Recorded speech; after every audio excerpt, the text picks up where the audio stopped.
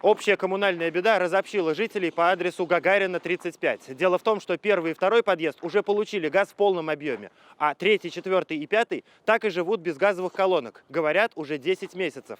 Так и живут без горячей воды. Раз в месяц в баню езжу на Волгоградскую на такси, а так в тазике.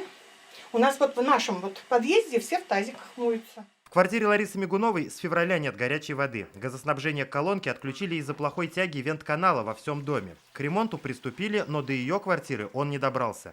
В управляющей компании предложили скинуться на работы, но получили отказ. Мы и так оплачиваем коммунальные услуги, капитальный ремонт, обслуживание вентиляционных каналов. Мы все оплачиваем. Долгов ни у кого у нас нет. Ну, у кого-то есть газ, а у кого-то без газа сидят. Мы купили специальное приспособление для ванны, чтобы вода автоматически грелась, но это в год около 3-4 тысяч, то есть не в год, а полгода надо платить. То есть ставишь и покупаешь. Ну а так постоянно греем воду в кастрюльках. Жильцы устали ждать горячей воды, мыться у родственников и друзей, но и дополнительно платить тоже не хотят. Их понять можно, многие здесь живут с 1968 года. Больше 50 лет платят за содержание общего имущества и не понимают, почему деньги на ремонт закончились. В настоящее время восстановлено газоснабжение в 50 квартирах.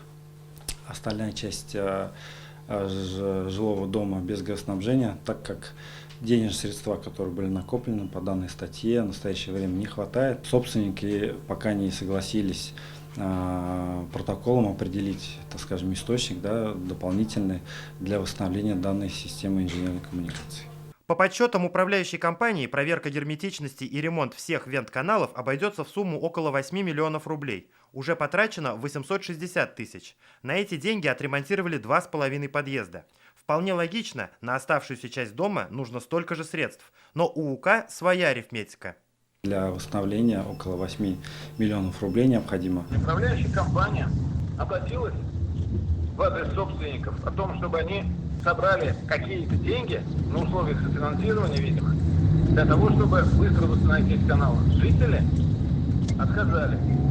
У управляющей компании денег на это нет, она их не печатает. Все деньги, которые идут, целевые. И она использует только средства, которые собственники собирают по текущему ремонту. Однако эксперты Центра ЖКХ «Контроль» считают, что жители имеют право на бесплатный ремонт вентканалов.